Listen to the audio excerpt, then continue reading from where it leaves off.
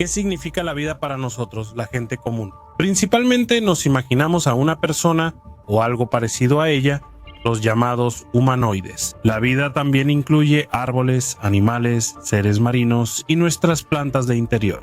En este momento, en la palma de tu mano, literalmente hierve la vida. Es un micromundo invisible para nosotros, pero muy real. A veces se hace notar con un resfriado, tos y otras enfermedades causadas por virus y bacterias. Sin duda, es lógico suponer que también existe vida extraterrestre. Esta vez no vamos a ir muy lejos en el universo, sino que vamos a observar nuestro propio sistema solar. El primer planeta que viene a la mente aquí, obviamente, es Marte. Pero por ahora dejémoslo en paz, mejor esperemos a que comience la colonización de Crimea. Los planetas rojos llamó. En cuanto al descubrimiento de vida, sería bueno revisar los satélites de Júpiter, sobre todo los galileanos, especialmente Io, Europa, Ganímedes y Calisto. En el gigante gaseoso probablemente no haya vida, pues las condiciones son muy extremas y la ausencia de superficie sólida no da mucho optimismo. Pero esos 4 satélites mencionados son plataformas bastante reales para el surgimiento de vida en diferentes formas. En primer lugar, todos esos cuerpos celestes mencionados tienen forma esférica y sus dimensiones se acercan a las de nuestra Luna o Mercurio. En segundo lugar, una estrella fallida. A Júpiter y su entorno a menudo se les llama un sistema solar en miniatura, porque le transfiere mucho del calor acumulado a sus satélites, aunque claro, el nivel de radiación en ellos es monstruoso. En tercer lugar, vamos a excluir a Io ahora mismo de la lista de candidatos para la búsqueda de vida y nos vamos a concentrar en Calisto, Europa y Ganímedes, porque bajo la corteza de hielo de estos objetos, los científicos han sospechado desde hace tiempo la presencia de un océano cálido. Volvamos a las dosis mortales de radiación que Júpiter reparte generosamente a los objetos cercanos. ¿Son capaces de impedir la aparición de vida en los satélites? No penetrará en los océanos bajo el hielo, ya que están protegidos por decenas de kilómetros de corteza helada. Tampoco les afectan los meteoritos, que a veces caen sobre la superficie de estos cuerpos celestes. Finalmente, la gruesa corteza sirve como un excelente método de aislamiento térmico, así que resulta que los satélites galileanos de Júpiter son un objetivo bastante lógico para la búsqueda de vida extraterrestre. En el futuro, se planea una misión que aclarará las características de estos cuerpos celestes y las condiciones de sus superficies y bajo la corteza. Pero no vamos a esperar. Intentaremos analizar la información que ya tenemos. Entonces, ¿por dónde empezamos? Echemos un vistazo más de cerca a Europa, ya que a menudo se la considera en la búsqueda de vida extraterrestre. Los astrobiólogos y astrofísicos están prácticamente seguros de que hay un océano bajo el hielo en Europa. Es paradójico que el océano terrestre y mundial aún no se haya estudiado por completo. No sabemos con certeza qué formas de vida habitan, por ejemplo, en la fosa de las Marianas. Sin embargo, estamos seguros de que incluso en las fuentes geotermales, que presentan condiciones extremadamente extremas, hay habitantes permanentes. Se han hallado ecosistemas bacterianos completos, bacterias quimiosintéticas que no necesitan depender de la energía del sol, ya que se alimentan mediante el proceso de oxidación del hidrógeno y el sulfuro de hidrógeno que ocurre en dichas fuentes. De aquí los científicos concluyeron que en los océanos hipotéticos de Europa, Calisto o Ganímedes también podría desarrollarse vida. ¿Cómo imaginan los investigadores el océano bajo el hielo de Europa? Es muy posible que sus características sean remotamente similares al lago antártico Vostok, donde bajo una capa de hielo de 4 kilómetros hay mucha agua dulce, sobresaturada de oxígeno y calentada por fuentes geotérmicas. La presión en este lago es de unas 300 atmósferas, pero los científicos creen que los microorganismos podrían haberse adaptado a esas condiciones extremas. ¿Por qué no pensar que en el océano de Europa podría haber vida, no solo bacterias? En ese periodo pudieron surgir organismos más complejos. Sin embargo, la superficie de Europa está muerta, hace un frío extremo de hasta menos 200 grados Celsius, y solo se observan extrañas franjas, bloques y picos montañosos de hielo. Por cierto, la desintegración radiactiva en este sentido incluso ayuda al posible desarrollo de la vida, ya que calienta el interior del planeta. El mismo efecto lo producen las deformaciones de marea. gracias al cercano Júpiter. Además, los científicos llegaron a la conclusión de que en el océano de Europa podría haber no solo vida anaerobia, que existe sin acceso al oxígeno, sino también organismos aerobios, como peces, porque el oxígeno penetra en el océano durante los procesos tectónicos que mueven las placas de hielo, o cuando un asteroide cae en la superficie y rompe los hielos. Por cierto, una de las pruebas de la existencia de un océano bajo los hielos de Europa son los géiseres que expulsan enormes chorros de vapor de agua. El propio cuerpo de agua, probablemente, es el doble de grande que el océano mundial de la Tierra, y su profundidad alcanza los 100 kilómetros. Sin duda, todo esto son suposiciones basadas en indicios indirectos, por lo que podríamos llevarnos una decepción. El océano de Europa podría resultar demasiado frío y sin vida, o estar lleno de algo cáustico y mortalmente peligroso. Por ejemplo, podría haber una concentración demasiado alta de nieve, que es ácido sulfúrico formado por la oxidación del interior del satélite con oxígeno. Pero, ¿qué hay de Calisto? ¿Se la considera una base para el desarrollo de la vida? No solo se considera, también se cree que este objeto es apto para la colonización, aunque eso se refiere solo a la formación de bacterias simples. Las condiciones en Calisto son peores que en Europa y Ganímedes. Aquí todo se debe a la desintegración radiactiva y a las fuerzas de marea. Estas últimas no calientan el interior de Calisto, a diferencia de Europa, donde solo el decaimiento radiactivo lo calienta, y eso no es suficiente para que surja vida microbiana. Se cree que bajo la corteza de Calisto, de 150 kilómetros de grosor, hay un océano de agua salada y amoníaco de hasta 300 kilómetros de profundidad. Existe otro obstáculo por el cual los científicos dudan de que haya algún tipo de vida en ese enorme cuerpo de agua. El asunto es que en el proceso de formación de cualquier forma de vida, es muy deseable el contacto del agua con las rocas sólidas, ya que de esta manera se enriquece con microelementos importantes. Desafortunadamente, en Calisto la situación es diferente.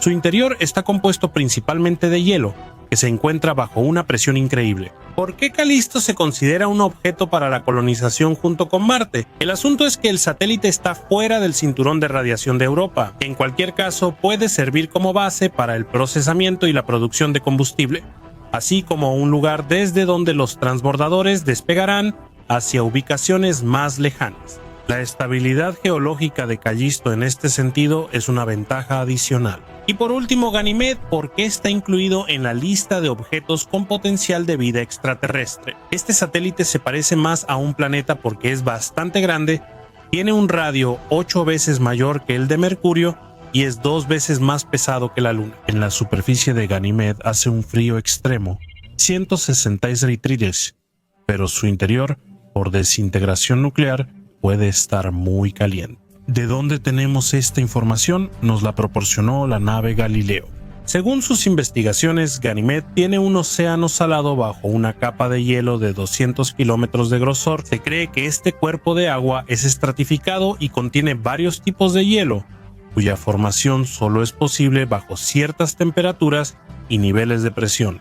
Es decir, el océano de Ganímedes se parece a un pastel de capas, donde la crema es el líquido y las capas son de hielo. Este satélite también tiene una atmósfera, aunque es extremadamente tenue. Es notable que contiene oxígeno que probablemente apareció como resultado de la descomposición del hielo de agua. Galileo también detectó otras sustancias como dióxido de azufre, dióxido de carbono y impurezas orgánicas. Pudieron aparecer en la atmósfera desde el océano subglacial, pero aún se desconoce el mecanismo exacto. ¿Qué nos aportan estas investigaciones? ¿Para qué buscar vida extraterrestre aunque solo sean procariotas? Te sorprenderá, pero muchos científicos ya no se preguntan si existe vida fuera de nuestro planeta. Ellos lo plantean de otra manera. ¿Cuándo será descubierta? Quizás sean intentos de deshacerse de la sensación de incertidumbre. Es incómodo no saber algo, especialmente viviendo en una enorme roca que gira constantemente en medio de un vacío infinito. El objetivo oficial es comprender cómo se propaga la vida en el universo. De esta manera, se pueden estudiar de forma más dinámica y detallada las formas de vida que existen en la Tierra, así como comprender los fundamentos de la evolución. ¿Qué preguntas han quedado sin respuesta desde el inicio de la humanidad y seguirán así durante muchos milenios más? Suenan así. ¿Dónde está el borde del universo? ¿Es infinito? ¿Cómo responder a estas preguntas? Seguramente la solución más efectiva sería emprender un viaje hacia lo desconocido y comprobar personalmente si el macrocosmos tiene límites. Desafortunadamente, la tecnología moderna permite hacerlo fácilmente solo de manera virtual, pero no carecemos de imaginación, así que adelante. Los vuelos al espacio profundo son una empresa costosa y peligrosa. Salir de la atmósfera terrestre y alcanzar los 400 kilómetros de la Estación Espacial Internacional requiere años de preparación, sin contar el aspecto técnico. Sin embargo, como dijo Julio Verne, lo que una persona puede imaginar, otra puede hacerlo realidad. Entonces, supongamos que tenemos un equipo inmortal que ha pasado años entrenando, incluyendo la resistencia al estrés, y también una nave estelar capaz, al menos, de alcanzar la tercera velocidad cósmica para superar la gravedad del sistema solar y salir de sus límites.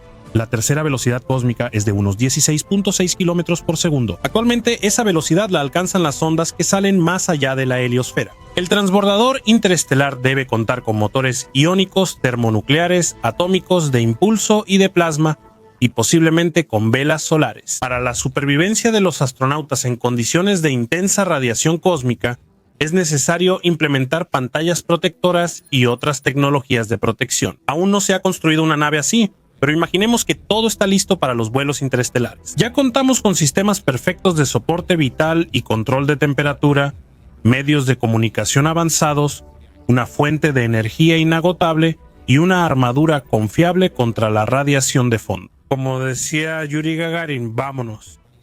Primero saldremos de la Tierra cruzando la línea de Kármán, límite entre la atmósfera y el espacio a 100 kilómetros de altitud. Después seguiremos subiendo más alto, preguntándonos si soportaremos este peligroso viaje, si hallaremos el borde del universo o estaremos condenados a vagar eternamente por dimensiones y vacíos desconocidos. En las últimas décadas se han hecho varios intentos de abandonar la Tierra, establecerse en su órbita y organizar misiones a cuerpos celestes cercanos. Y hemos logrado cierto progreso en esto, pero el camino ha sido difícil. Recuerden la terrible catástrofe que ocurrió en 1986 con el transbordador Challenger, en cuya tripulación estaba una maestra común de Boston. Un error de ingeniería convirtió la nave en una bomba de varias toneladas incluso antes de salir de la atmósfera, y sus restos, junto con la tripulación fallecida, cayeron en el océano Atlántico. Ahora imaginen los peligros que acechan al ser humano en el espacio abierto. Cualquier imprevisto o imprecisión en la construcción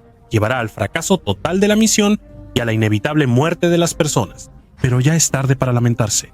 Ya hemos dejado la Tierra y nos dirigimos hacia el borde de la heliosfera, más allá de la línea de Kármán. Los astronautas sentirán cómo la gravedad de la Tierra los deja en ingravidez, donde las leyes físicas habituales se desdibujan y pierden relevancia. Poco a poco, las capas de la atmósfera terrestre se desvanecen y el fondo de radiación se vuelve más intenso, porque entramos en el cinturón de Van Allen, una zona de la magnetosfera donde se mantienen partículas cargadas de alta energía que nos regala el Sol. Esta zona, mortal para los astronautas y salvadora para los habitantes de la Tierra, comienza a partir de los 4.000 kilómetros sobre nuestro planeta, y el cinturón de radiación termina a una altitud de 17.000 kilómetros.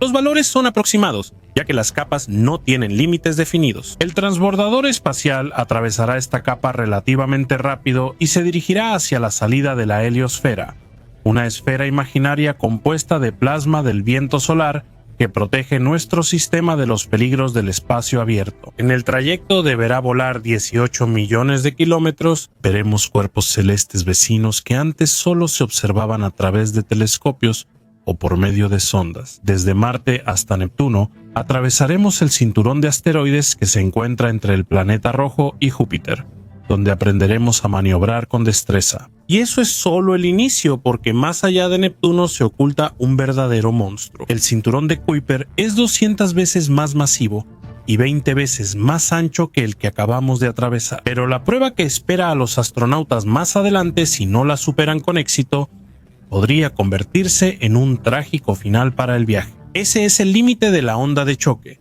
donde el viento solar pierde velocidad supersónica y se mezcla con la materia interestelar. Solo aquí los astronautas empiezan a comprender en qué se han metido y también a darse cuenta de la inmensidad y las dimensiones monstruosas del universo. Un sistema del que casi no sabemos nada.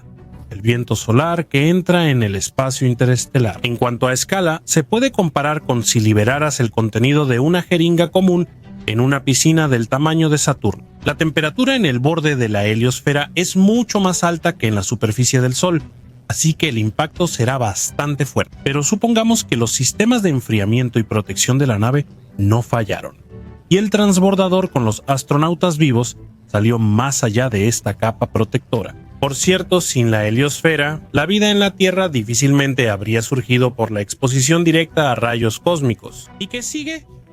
Oscuridad total donde la nave viajará cerca de 3 siglos. Quizás los aventureros espaciales encuentren una de las sondas Voyager de los años 70, que viaja sin rumbo hacia la nada. Más adelante se encontrarán cada vez más cometas, ya que el transbordador entrará en la nube de Oort, una región gigantesca que se encuentra a 1 año luz del Sol. Todos los cinturones atravesados parecerán un juego de niños frente a este abismo, solo tras superar la esfera de Hill, límite exterior de la nube de Oort. Técnicamente los astronautas finalmente abandonarán el sistema solar. Tal vez deberíamos regresar porque es obvio que adelante solo hay oscuridad y terror, incluso en la nube de Oort. Esquivando cometas y pequeños cuerpos celestes, el transbordador tiene cierta probabilidad de perecer en cualquier momento. Si los astronautas superan la prueba, verán la esfera de la Vía Láctea desde afuera. Les parecerá que no puede haber nada más hermoso en el universo, pero eso es una ilusión. Más adelante se pone aún más interesante.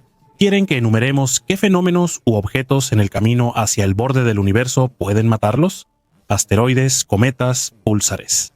Los principales antagonistas en este mundo son los agujeros negros, incluso los estallidos de rayos gamma, provocados por los núcleos activos de estrellas de neutrones, quedan muy por debajo de ellos. En el centro de la Vía Láctea habita justamente ese monstruo, su nombre es Sagitario, y este agujero negro es el corazón de nuestro cúmulo estelar, que consta de 400.000 millones de estrellas.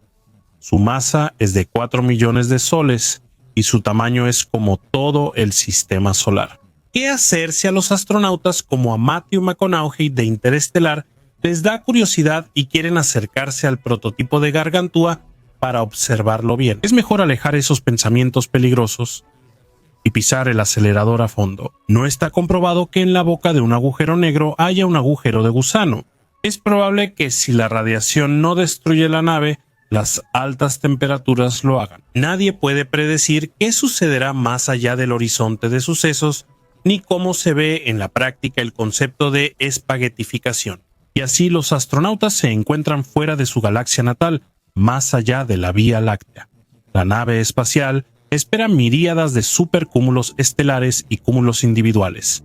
¿Cuál encontraremos primero? Por supuesto la galaxia de Andrómeda, ya que es nuestra vecina más cercana, con la que la Vía Láctea tendrá que fusionarse dentro de 4.000 millones de años. ¿Te parece que llevamos volando demasiado tiempo? Tal vez pienses que el borde del universo ya está cerca, pero nunca has estado tan equivocado. Los objetos de los que hablamos son solo pequeñas partes de agrupaciones mucho más grandes. Y la Vía Láctea, Andrómeda, el grupo local de galaxias e incluso la anomalía gravitacional llamada Gran Atractor son componentes del supercúmulo Laniakea, que tiene un diámetro de aproximadamente 520 millones de años luz. En hawaiano, esta palabra significa cielos inmensos, y no hay una descripción más precisa.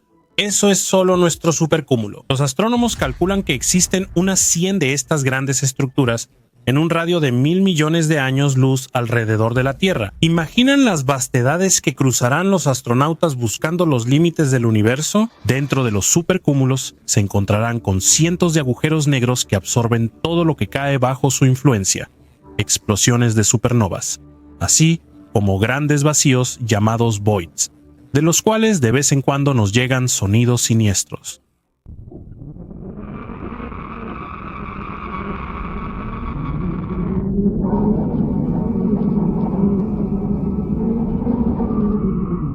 Todos estos fenómenos absolutamente comunes para el universo pueden destruir fácilmente no solo un transbordador indefenso, sino galaxias enteras. ¿Qué pensamiento les vendrá a la mente a los astronautas en este momento? ¿No habrá sido en vano todo lo que han hecho? El aislamiento físico, el paisaje monótono, la falta de una orientación clara en el espacio y el tiempo, la tensión psicológica, todo esto no contribuye a una actitud positiva. Lo más difícil para los astronautas será la ausencia de su planeta natal en el horizonte. La conciencia de que están increíblemente lejos de casa puede llevar no solo a una depresión severa, sino también al suicidio. Un grano de arena en el vasto cosmos, el vacío absoluto, la infinitud. Estos conceptos para los astronautas perdidos dejarán de ser abstractos y se volverán reales. Entonces, ¿existe un límite donde termina el universo? Para responder, hay que entender cómo es la estructura global. Solo podemos observar la metagalaxia, el universo observable, que comienza desde el momento del Big Bang, una teoría a la que nos aferramos como si fuéramos náufragos a un clavo ardiente. El diámetro de la metagalaxia es de 93.000 millones de años luz y crece un año luz cada año. Es decir, el horizonte cosmológico se aleja gradualmente de nosotros y el universo se expande. En cuanto al conocimiento sobre el macrocosmos, las personas del siglo XXI se parecen en esto a los habitantes de la Tierra, que sinceramente creían que nuestro planeta era un disco plano sostenido por 3 elefantes y una tortuga. Sin embargo, citando a Yesenin, cara a cara no se ve el rostro, lo grande se ve a la distancia. Aunque usemos potentes telescopios, no podemos conocer las profundidades del universo ni ver sus límites reales. ¿Cómo podría verse el universo? Es posible que sea cíclico y que después de la muerte térmica vuelva a renacer mediante un gran estallido, o que consista en miles de millones de esferas, en cada una de las cuales rigen sus propias leyes físicas. Tal vez en este momento estamos a un paso del límite de un mundo paralelo que no podemos comprender. Existen innumerables teorías. Las observaciones de muchos años indican que la sustancia y la materia están distribuidas de manera relativamente uniforme en el universo, de lo cual se puede concluir que el macrocosmos podría ser infinito. Pero ¿qué les espera en ese caso a los astronautas que decidan ir en busca de sus límites? Existe otro lado del problema. ¿Qué pasaría si el universo tiene la forma de un anillo hueco de Dyson o de un laberinto circular cerrado? ¿Cuál será la sorpresa de los viajeros cuando, después de miles de años luz, regresen al punto de partida de su ruta? Un fracaso así nunca antes había ocurrido en la historia de la humanidad. Por último, presentaremos un argumento de peso a favor de que el universo sí tiene un límite. Si suponemos que es infinita, este parámetro se aplica no solo al espacio, sino también al tiempo y a la cantidad de objetos. Nuestro cielo estaría iluminado día y noche por las incontables danzas de estrellas, pero no es así. Actualmente se están realizando investigaciones con ondas sonoras que posiblemente ayuden a resolver los misterios del borde del universo. Tras medir casi por completo las distancias entre galaxias, los astrónomos hallaron que el macrocosmos no es simétrico, lo que respalda la existencia de un esperado límite universal. Sin embargo, se puede decir con certeza que si tiene una forma, entonces también existe un borde. Otra pregunta es ¿qué hay más allá de ese límite y si deberíamos intentar llegar? Tal vez no deberíamos intentar perturbar eso. Si tienes ideas revolucionarias sobre este tema, no dudes en compartirlas en los comentarios. Quién sabe, tal vez la comunidad científica las escuche. Cada uno de nosotros sabe lo que es el infierno, aunque ninguno de los vivos ha estado ahí. ¿Cómo te lo imaginas? ¿Es posible ver de qué está lleno el infierno mientras aún estamos vivos? No se apresuren a negar categóricamente esa posibilidad. Mejor observen detenidamente las nuevas imágenes de Mercurio y escuchen sus sonidos monstruosos. ¿No es esto una ilustración de la Gehenna de fuego? ¿Acaso existen lugares aún más aterradores e inhóspitos? Mercurio es probablemente el planeta más peculiar del sistema solar. Si piensas que el desierto de Atacama es el lugar más mortal, donde es imposible sobrevivir debido a la total ausencia de lluvias y las increíbles variaciones de temperatura, piénsalo de nuevo, porque al conocer las condiciones en Mercurio, ese lugar te parecerá un paraíso. El hecho es que las variaciones de temperatura en Mercurio alcanzan los 600 grados Celsius y son las más impresionantes de todo el sistema solar. Aquí puede haber un calor abrasador que llega hasta los 450 grados Celsius, capaz de convertir las rocas en lava fundida, y en la oscuridad las temperaturas bajan hasta unos mortales menos 200 grados Celsius. ¿Por qué sucede esto? El planeta está demasiado cerca de nuestra estrella. Esa no es la principal razón de las variaciones. Una diferencia tan enorme se registra debido a la ausencia real de atmósfera. Por eso, la superficie de Mercurio está llena de cráteres. Los asteroides y meteoritos que lo impactan no tienen nada que los detenga. Por cierto, así es como se ve uno de los cráteres llamado Cuenca Caloris, o llanura del calor. El ancho de este cráter es de 1500 kilómetros. ¿Qué pudo haber dejado una cicatriz tan gigantesca en la superficie del planeta? Los científicos suponen que hace aproximadamente 4.000 millones de años, en los albores de la formación del sistema solar, un asteroide de unos 100 kilómetros de diámetro chocó contra Mercurio. La explosión tuvo una fuerza monstruosa, como si explotaran 1 trillón de bombas de 1 megatón a la vez. Los canales de noticias de la Tierra habrían pagado mucho por grabar un evento así. La llanura del calor no solo es el cráter más grande de Mercurio, sino de todo el sistema solar. Piénsalo, si quisieras, podrías meter el estado de Texas dentro de él. Messenger fue quien estudió minuciosamente la llanura del calor. Definió sus dimensiones, tomó numerosas fotos y halló una sorprendente formación llamada Fosas del Panteón. No existen análogos a estas extrañas y angostas depresiones de la llanura del calor en ningún otro lugar del sistema solar. ¿Cómo surgieron en la superficie de Mercurio? Esto podría deberse a la salida de material a la superficie, pero la hipótesis aún es muy preliminar. En lugar de una sola actividad tectónica, como terremotos o vulcanismo, Mercurio no tiene nada de qué presumir. Se cree que estos procesos terminaron en él hace unos 3.5 mil millones de años. Las grietas miden cerca de 1 kilómetro de ancho y suman unas 230. ¿Cuándo y por qué aparecieron estas grietas aquí sigue siendo un misterio? Tal vez la sonda Bepi Colombo lo resuelva. Su llegada a Mercurio está prevista para el otoño de 2026. Entre las muchas tareas asignadas a las sondas que serán puestas en órbita alrededor del planeta, la principal es mapear la superficie de Mercurio y estudiar su historia geológica. Mientras tanto, ¿quieren una observación interesante? ¿Saben a qué cuerpo celeste se parece más en apariencia el diminuto planeta abrazado por el Sol y que lleva el nombre del dios romano del comercio, por extraño que parezca, a nuestra Luna? La superficie de Mercurio también tiene muchos cráteres, es igual de muerta, y aunque tiene atmósfera, es tan tenue que prácticamente no existe. Aunque Mercurio es más pequeño que los satélites galileanos en diámetro, es mucho más masivo debido a su alta densidad, casi igual a la de la Tierra. ¿Qué podría significar esto? Para responder a esta pregunta no es necesario ser astrónomo, basta con usar el pensamiento lógico. Es probable que las rocas de Mercurio tengan muchos metales. ¿Quién estudió este planeta y cuándo? ¿Acaso todavía nos guiamos por datos vistos en telescopios prehistóricos? Por supuesto que no. En 1975, la sonda Mariner 10 realizó una sesión fotográfica de Mercurio y de 2008 a 2015, la sonda Messenger estudió el planeta de cerca, la cual al final de su misión se estrelló espectacularmente contra la ardiente superficie de Mercurio. Este épico acontecimiento no pudo verse desde la Tierra porque la estación automática cayó en el lado opuesto del planeta. Se cree que los restos de la sonda se encuentran en algún lugar cerca del cráter Janocek. Miren con atención, tal vez noten algo. ¿Qué más descubrió el mensajero durante su largo recorrido por los alrededores de este misterioso planeta? En primer lugar, desmintió el mito de la supuesta ausencia de campo magnético en Mercurio. De hecho, esto ya lo había confirmado Mariner 10 y la segunda sonda precisó la información. En particular, el mensajero envió a la Tierra datos de que el campo magnético de Mercurio varía según el hemisferio. En el hemisferio norte es más fuerte que en el sur y de hecho es 3 veces más intenso. Los astrofísicos creen que esto se debe a la transición del núcleo de hierro de Mercurio a diferentes estados de agregación. En comparación con el campo magnético terrestre, el de Mercurio parece insignificante, sin embargo, es capaz de dirigir el plasma solar directamente a la superficie del planeta y mantener la actividad del viento solar. ¿Qué otros hechos sobre Mercurio sorprenden la imaginación?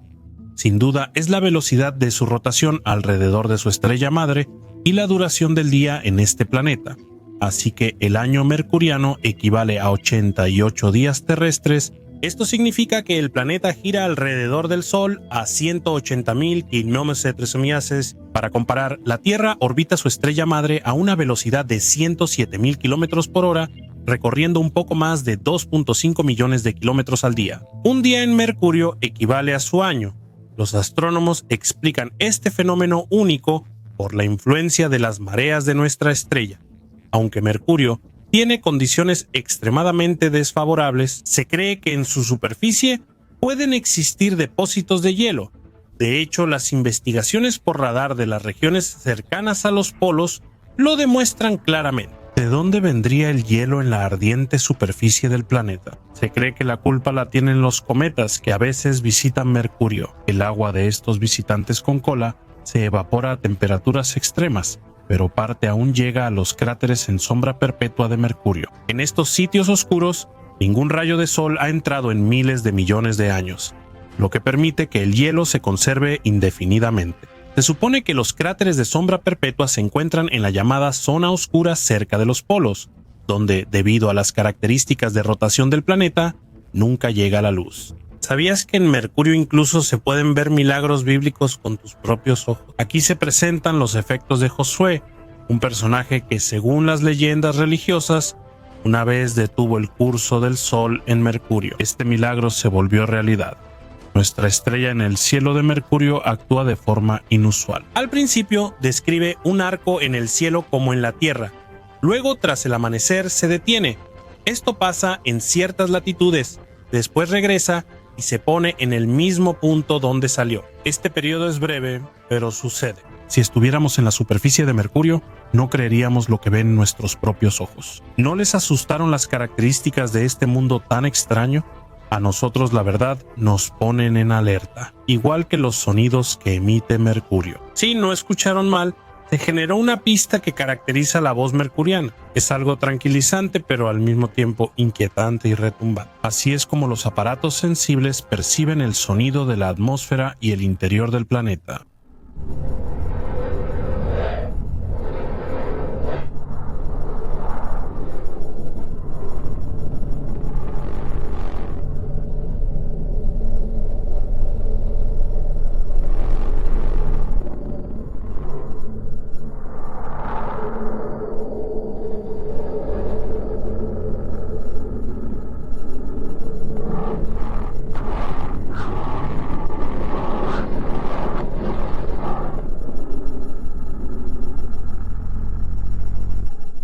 Es una especie de mezcla de ruido blanco que imita interferencias de radio, la respiración de algún monstruo desconocido y una cacofonía de voces desde el abismo. Quizás fueron estos mismos lamentos los que escucharon los empleados del pozo superprofundo de Kola antes de suspender los trabajos para siempre. Sigamos, ¿con qué más puede sorprender Mercurio al ciudadano común? Como se mencionó anteriormente, en la superficie del planeta hay más de 420 cráteres. Ya hablamos del más grande, pero también vale la pena mencionar el más notable. Me refiero al cráter Kuiper. Es conocido no por su tamaño, aunque el cráter no es pequeño, su diámetro es de 60 kilómetros. El cráter Kuiper destaca por su brillante color blanco. Es imposible no notarlo en la superficie de Mercurio, incluso al acercarse. Por ejemplo, la imagen que acabas de ver fue tomada por Messenger desde una distancia de 7000 kilómetros. En general, hasta el momento, esta estación orbital es realmente una campeona, ya que durante su funcionamiento se han obtenido alrededor de 280.000 imágenes de Mercurio. Entre ellas había regiones que nunca antes habían sido vistas por nadie.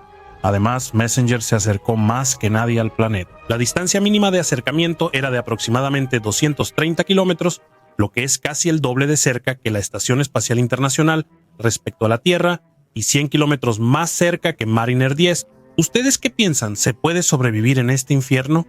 Quien haya visto el video con atención dirá que no, y se equivocará.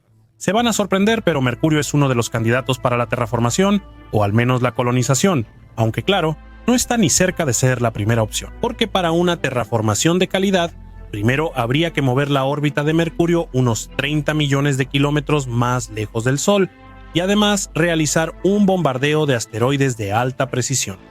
Una cosa tan sencilla, la colonización es una tarea mucho más realista. En Mercurio supuestamente existen grandes recursos valiosos, sobre todo helio 3 y varios metales. Así, el planeta podría ser punto de tránsito para enviar transbordadores al espacio profundo. Los científicos piensan que colonizar Mercurio sería parecido a hacerlo en la Luna. Los posibles depósitos de hielo en los polos del planeta también representan una gran ventaja para la colonización e incluso la terraformación de este cuerpo celeste. Y el campo magnético puede proteger bastante bien contra la radiación solar. Este esquema también tiene desventajas, por ejemplo, los días interminables y la extrema dificultad del vuelo a Mercurio, que necesitarán casi tantos recursos y energía como para un viaje a Plutón. Me pregunto si estos planes anunciados son viables y cuántos milenios harán falta para lograrlos. Probablemente sea hora de detener la imaginación antes de que nos lleve a un futuro aún más lejano. Pueden seguir discutiendo en los comentarios cómo domesticar Mercurio